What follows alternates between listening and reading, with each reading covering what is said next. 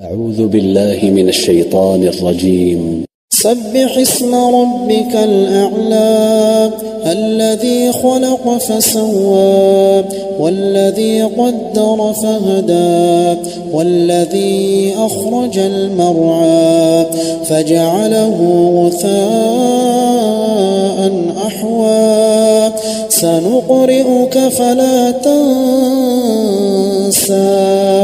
إلا ما شاء الله إنه يعلم الجهر وما يخفى ونيسرك لليسرى فذكر إن نفعت الذكرى سيذكر من يخشى ويتجنبها الأشقى الذي يصلى النار الكبرى ثم لا يموت فيها ولا يحيا قد أفلح من تزكى وذكر اسم ربه فصلى بل تؤثرون الحياة الدنيا والآخرة خير وأبقى إن هذا لفي الصحف الأولى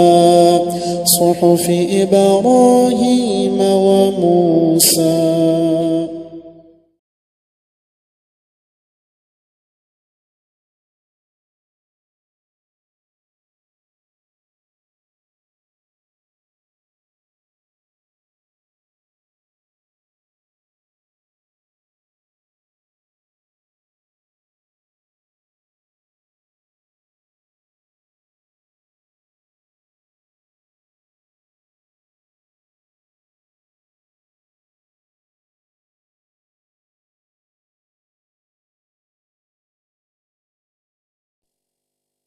بسم الله والحمد لله والصلاة والسلام على رسول الله أما بعد. Assalamu alaikum wa rahmatullahi wa barakatuh. I hope that you all can hear me, inshallah ta'ala. Please do let me know if you cannot hear me. I'll speak louder, inshallah ta'ala.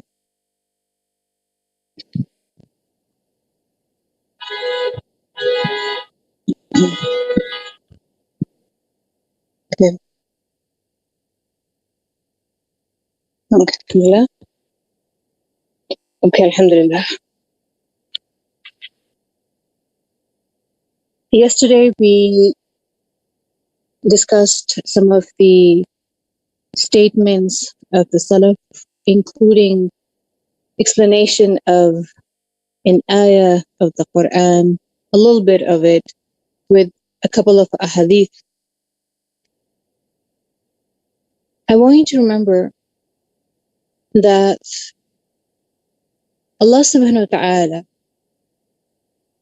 has not made this dunya Jannah, that everything will go your way, nor Jahannam,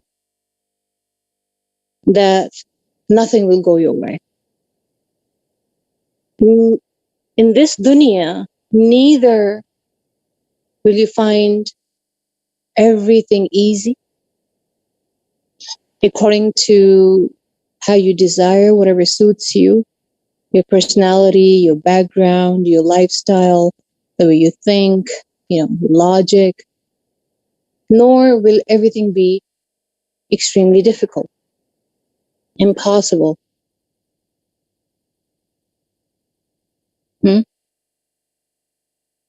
But this dunya is only a place of trials. It's a place of test, like an examination center. And Allah subhanahu wa ta'ala has made it very clear to us that this is nothing but an examination center. If we think that these commandments of Allah subhanahu wa ta'ala are going to be easy for us to follow, if we think that if something is difficult for you to follow, to do, and something is difficult for you to stay away from, to avoid, then you don't have to do it. And it's only when it is easy for you that you should be doing it. Because obedience is not supposed to be easy. If it were easy, wouldn't everybody be doing it? What do you think? So when we are told, don't say this, don't see this, don't hear this, don't go there, etc., etc., do we have a choice? I mean, we do have a choice in a way because it's a free will whether we do it or not. But are we told that it's up to you whether you want to do it or not? Or are we given commandments? Are there laws? The whole point of a law is that it is applicable on everybody. It's a general rule. Now, do we really think that a rule following a law is equally easy for everyone? No, it's not. It's not supposed to be. But that is the test. Do you think it's worth struggling to obey Allah? Do you think it's worth it to stay away from what Allah says stay away from? Either directly in the Quran or through His Rasul Sallallahu Alaihi Wasallam. If we have yaqeen in Him, belief of the highest level, and on resurrection, the day of judgment, are standing before Him,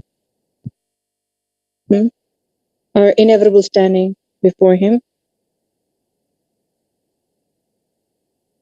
If we have the highest level of belief in it, yaqeen in it, then even what is difficult for a regular person will not only become easy, but beloved to us. Yes, it's not easy not to gossip when that's what you've been doing all your life, or that's what your environment is like. Yes, it's not easy to hold yourself back when the person that you don't like is being talked about in a negative way, backbited about. You want to agree, especially if it is true.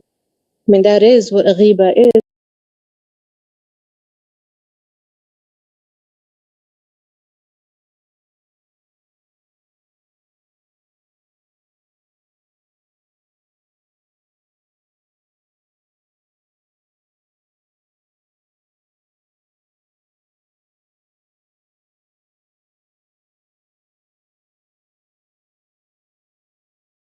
Corruption, fitna, any kind of negativity in the environment, or is someone who has an influence or is committing sins publicly or causing harm to another, doing injustice. That's a different scenario. I've already told you that there are certain exceptions for ghiba, for backbiting in the Quran Hadith. But unless that, if that person that you don't like is being spoken against in front of you, yes, it's not easy to say a good word about that person or to tell people not to do it. It's not going to be easy. It's not supposed to be easy.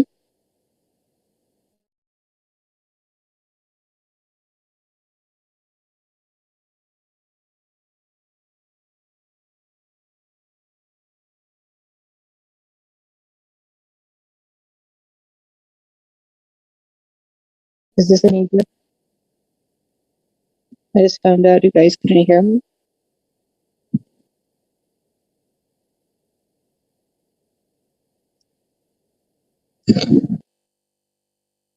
Okay. Yes. Alhamdulillah. Oh, you can't hear. Okay. What about now? Is this better now? Can you hear me now? Okay. Alhamdulillah. Alhamdulillah. Bismillah. So as I was saying that, obeying Allah is not supposed to be easy. And that's what we have to understand when we're talking about things not to say, when we're talking about things not to see. And I mean, even though this basic knowledge, was sometimes we consider it as insignificant, trivial, and we ignore it. But the point I'm trying to make is that whenever it comes to your mind because of what you're used to doing, things you're used to doing, or because of the environment you are in, or because of the whispers of the devil, the waswasa, basically, whenever, because of any of these reasons, the nafs, the waswas, the peer pressure, because of that, you feel that, hey, listen, if I stop gossiping, if I stop backbiting, if I stop looking at, this and that, my life can become boring. My life can become kind of static, and it could be that people around me may find me weird or strange or this or that. It's difficult, it's too difficult not to gossip, not to backbite, not to see things that are forbidden. But the point is that I'm trying to make today, and I'm going to keep it as short as inshallah possible. It's not supposed to be easy. It's not supposed to be easy. If something very beautiful or handsome, attractive pass you by, it's not supposed to be easy to keep your sight low. That's why it's a commandment to keep the sight low. Gossiping, participating in it, even being part of such a gathering where people are gossiping, avoiding that is not supposed to be easy. And that's why it's a commandment. Backbiting, يعني غيبة, especially if the person that you don't like, if that person is spoken against in front of you, behind them, to tell people not to say these things about this person, even if it's true, which is ghiba, which is backbiting, that's what exactly it is. Because if you say about a person that is not true, that's not ghiba, that's not backbiting, that's slander. So even then, if it's true, but telling somebody, no, let's not say this about the person. We don't know their story. We don't know what they're going through. Yes, they may have, certain weaknesses, but don't we all? Maybe this person has shortcomings, but don't we all? Just like we want others to think the best of us, to give us benefit of doubt, make a lot of excuses for us, don't we think we should do it for them too? Unless that person, of course, is someone who's publicly sinning, publicly influencing others negatively, causing corruption and fitna on the earth, fasad on the earth. That's a different matter.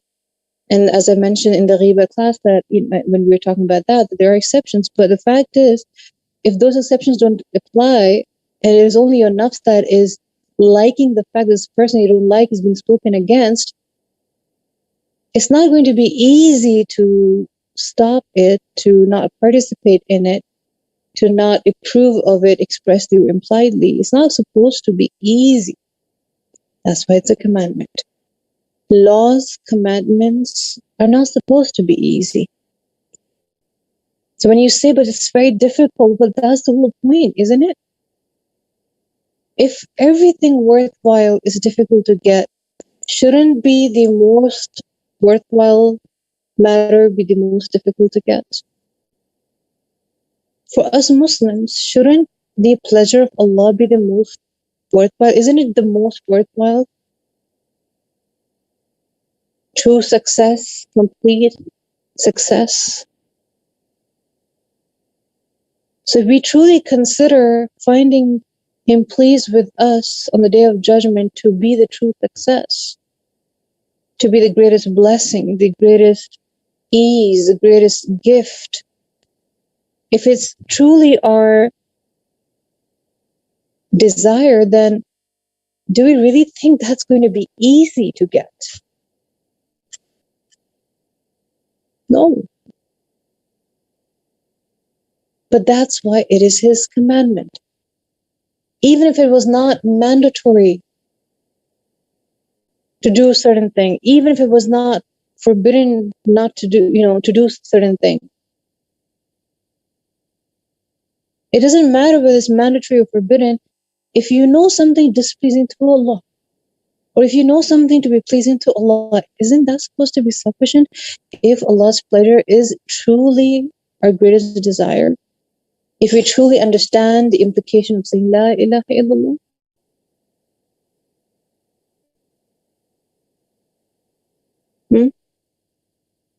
If the peer pressure, the people, the creation are not your ilah, truly you don't consider them to be your ilah. They're not the one who gave you life. They're not the one who can give you your heart's tranquility, sakina. They're not the one who can give you your mental peace. They're not the one who can send blessings upon you. They're not the one who's going to be there judging you on the day of judgment. Because the Malik Yawmiddin is only one, as we utter every single day. So if they're not going to be the judge that day, which is the judgment day, what does it matter what they say and how they judge you here? Isn't it like so temporary? Imagine you go back to your school days. No matter what anyone said about you, thought about you, did to you, now that you're all grown up, now that you left that phase of your life, besides memories, what has it done to you? Besides leaving memories. I know the greatest sorrow of all the sorrows is the memory of a sorrow. But do you know the greatest gift in dunya is that you will have no lurking sense of injury left in your heart, as is said in Surah Al-A'raf, the 7th surah of the Quran. That's one of the greatest gifts in Jannah. That the moment you step in Jannah, may Allah subhanahu wa ta'ala make us all amongst them. The moment you step into Jannah, each and every unpleasant feeling and memory and the grief and the fear and the sorrow and the despair and the sadness and the anger, the disappointment, all the negative feelings, the hurt, any and every lurking sense of injury in the heart will be removed as if it never happened. Let me tell you a hadith of Rasulullah on it. The reason why I'm mentioning this before I tell you the other poisons of the heart is because sometimes something as simple as not saying certain things or in certain ways, or not seeing certain things or in certain ways becomes like, I don't know, as if you have to climb Mount Everest or something. Why is it so difficult? Because all in the mind. It's not really that difficult. It's a delusion. We think it's difficult. Maybe because we haven't tasted the sweetness of Iman when we actually do what is good for the heart. When you taste the strength, when you taste the sweetness of Iman, when you experience the strength, the soundness, the calmness, the sakina of the heart, the tranquility of the heart, then you truly find everything that Allah is displeased with, displeasing to you. Then you find everything that Allah is pleased with, pleasing to you, and it doesn't become that difficult. But to reach that point where you actually taste the sweetness of Iman, and according to the hadith of Rasulullah, one of the first characteristics of a person who tastes the sweetness of Iman is that he loves Allah and his Rasul sallallahu alaihi wasallam more than anyone and everyone, يعني, more than even themselves. So when you keep on obeying Allah, keep on restraining yourself, keep on holding yourself back from, seeing things or saying things which you shouldn't be seeing or saying, slowly, gradually, with time, when this becomes a habit, this struggle, this daily struggle, is a beautiful thing. This is a beautiful struggle in the way of Allah. Nafs and nafs, when you restrain your nafs. When you keep on doing it, it becomes a habit, you will realize not only is it not so difficult anymore, but you will end up loving it. Because every time you look away from what is displeasing to Allah, that's an act of worship. Every time you hold back your tongue at the spur of the moment from saying what is displeasing to Allah, that's an act of worship. That's an act of worship.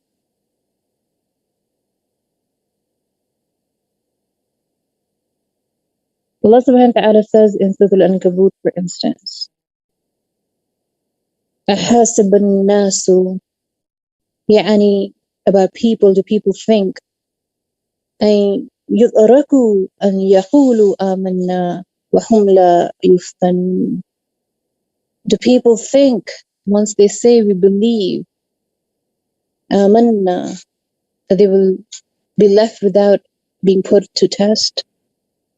They're not going to be tested. وَلَقَدْ, but certainly, فَتَنَّ الَّذِينَ مِنْ قَبْلِهِمْ, we tested those before them. Indeed, we tested those before them. فَلَا يَعْلَمَنَّ اللَّهُ الَّذِينَ صَدَقُوا وَلَا يَعْلَمَنَّ الْكَاذِبِينَ. And in this way, Allah will certainly distinguish between those who are truthful and who are liars. Do we really think it's sufficient that you're going to say La ilaha illallah and Allah is not going to test you every single day? Do you really mean it? Do you really think you're going to say Muhammad Rasulullah, that you really believe that he is the Rasul of Allah and Allah is not going to test you? Are you going to really believe his word, his way? Every single day he is going to test you. If the test has any test ever on the face of the earth that you know of, a test being easy, test has in it, by nature, it captures within it difficulty, isn't it? The connotation that it comes with, that it contains, is of difficulty. Test is not supposed to be easy. When this entire dunya is supposed to be an examination center, it means everything which is worthwhile to get, you'll be tested upon, and it's not going to be easy. Will it be worthwhile? Yes, of course. The more worthwhile, the more difficult it will be. The more rewarding it will be also. So remember, every time you hold yourself back, you're sitting with your friends, you're sitting with your family, you're sitting with anyone that you really look up to, or you consider as the one who really influences you, that you really care about what they say or think, and they're gossiping and they're backbiting, and you have a chance to participate or just sit there and give your implied approval of it, and you don't. You are the strong one there. You are the one who should be looked up to. You are being inspirational. And that's respectful. That's honorable. In the sight of those who are honorable, by the way. And in the sight of the one who has created honor. So the honorable creation and the Creator himself. You are going to be honorable in their sight. Does it matter what others think? No, because they're not honorable anyway. You don't have to stoop low at their level. And every time something comes in front of you that you shouldn't be looking at, even if you're by yourself in your room, no one else is watching but him, al-Basir, and you'll turn away. Whether that music, you turn it down. Each and every time that's an act of worship. Each and every time that's an act of worship. Not salah, not zakah, not qiyamul layl. Even though there are the deeds which are the foundation of our deen. But if you want to even attain more than the regular people and stand out in the sight of Allah on the day of judgment, do more. Know the sight is an amanah from Allah, so protect it. Utilize it in a manner which is pleasing to Allah, not the other way around. Imagine somebody gives you something and you use that very thing they gave you to disappoint them, to use against them, doing with it what they gave you, doing with it what displeases them. Isn't that considered ingratitude?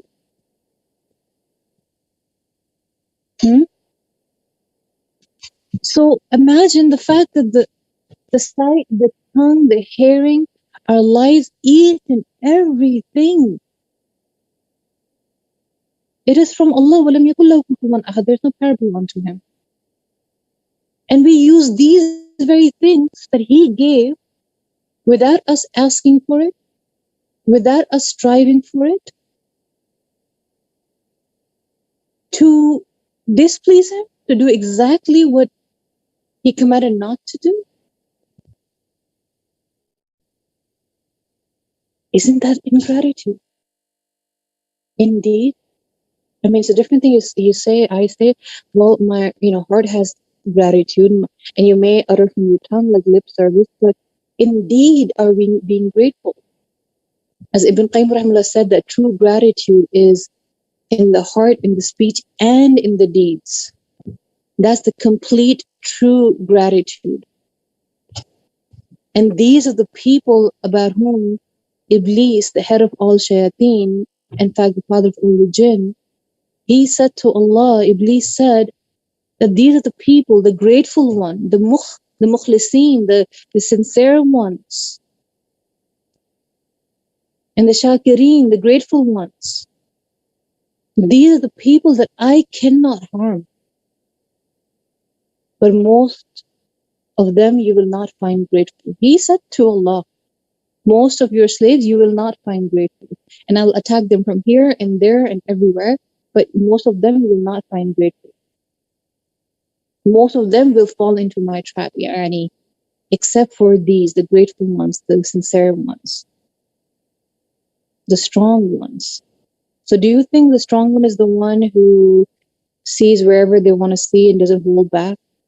Say whatever they want to say and wherever, to whoever, in whatever way, without holding back? Is that strong, or the one who can see whatever they want to see, but they don't see everything? They don't expose their sight to everything. They hold back. Who can say whatever they want to say, but they don't. They choose not to. Who's stronger?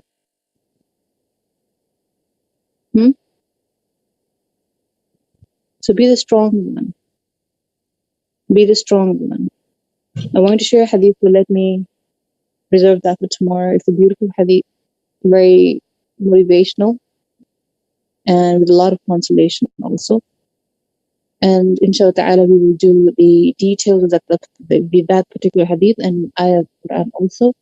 Inshallah ta'ala, with the share of the hadith commentary, so that we truly instill it in our hearts, the love for the obedience of Allah subhanahu wa ta'ala, understanding that obedience to Allah is difficult for everyone, but it becomes beloved when you consider the value, when you understand the significance of it, and when you try to practice over and over again in obeying Him. So it becomes a second nature to you and becomes beloved to you.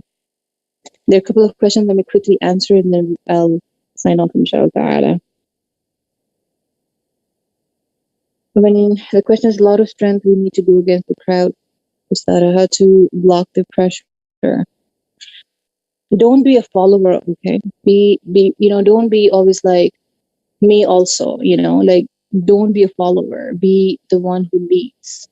Be the one who leads by example, okay? Whoever in the history of mankind has been a leader, had to struggle, had to ignore what people say and do, had to be strong against all odds, had to be steadfast, and had to stay strong on their stance, on their beliefs. It was never easy for anyone. Everyone had pressure. I mean, if you look into the Islamic history that is documented as a rahmah from Allah subhanahu wa ta'ala, to us, for us. Do you think all these people, even if you look at the life of Ibrahim al-Islam, what kind of pressure did he have? When he left Mesopotamia, which is in present-day Iraq, he had only 2 followers. His own house, his own father had become his rival. His own tribe became his rival.